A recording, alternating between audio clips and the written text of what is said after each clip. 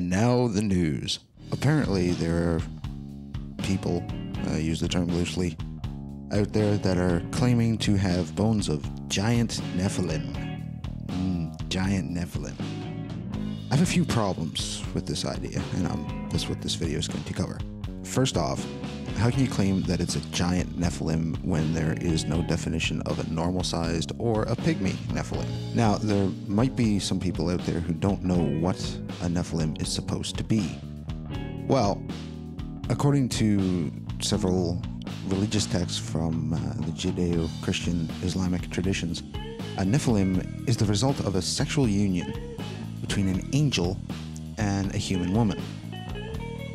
Now, by this little film footage, all heterosexual males and homosexual females can agree as to why an angel would want to have a sexual union with a human female, because they rock.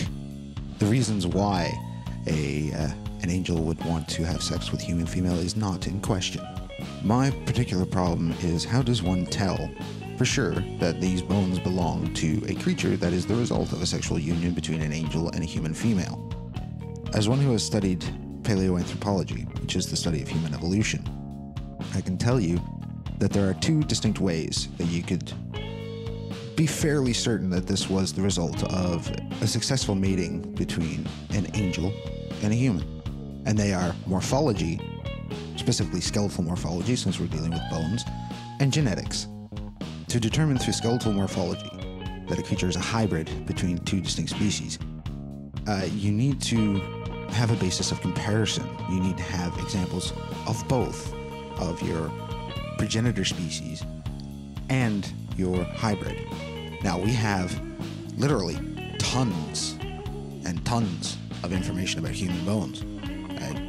Anyone listening to this idiotic video has some of their own. Quite a few, more than 200. We don't have any angel bones. None. There's not one single fucking angel bone on record. So how the hell can you tell through morphology by comparing a human bone to an angel bone and looking at the different characteristics and seeing these characteristics in a supposed Nephilim bone? You can't, because you don't have anything to form your basis of comparison with. Simple gross comparison and gross examination of this supposed Nephilim bone is not going to reveal that it's a Nephilim bone. The other way to tell is genetics. Now, the human genome has been mapped. We know every gene and pretty much what they do. So in order to see if this is a Nephilim bone, you would have to have a basis of comparison. You take a sample from the bone, extract the DNA, and compare it to the human genome and the angelic genome. We have the human genome. We don't have angelic DNA. There is no angelic DNA on record. So how the hell can you form your basis of comparison? The best you can do, the very best you can do, is if you take a sample from this supposed bone and extract the DNA from it, compare it to the human genome, and you find genes that are not in the human genome, then you can say it's a hybrid between a human and a whatever. But you can't say that it's Nephilim, because a Nephilim is a crossbreed between a human and an angel. You can't do it because you got no fucking basis of comparison, dickhead.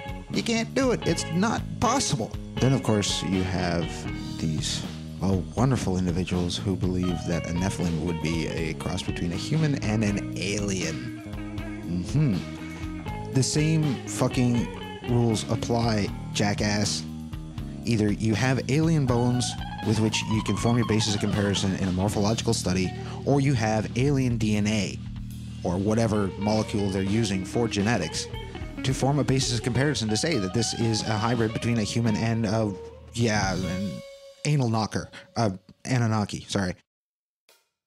It's just not possible, because you don't have anything to form a basis of comparison, and anything that you're saying about this supposed bone is bullshit speculation, unsupported, and just as logical and likely as me claiming that there is an invisible, undetectable troll standing on your left shoulder sticking his penis in your ear.